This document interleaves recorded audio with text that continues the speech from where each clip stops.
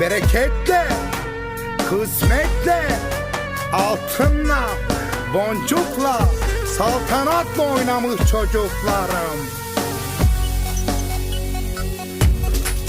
Ama bugün dostlarımızın iştahını kabartmış, düşmanlarımızı da limon sarısı yapmış çocuklarım. Adları kalite, soyadları marka, göbek atları da ranga çocuklarım. Ranga, ranga, evlatlarım marka.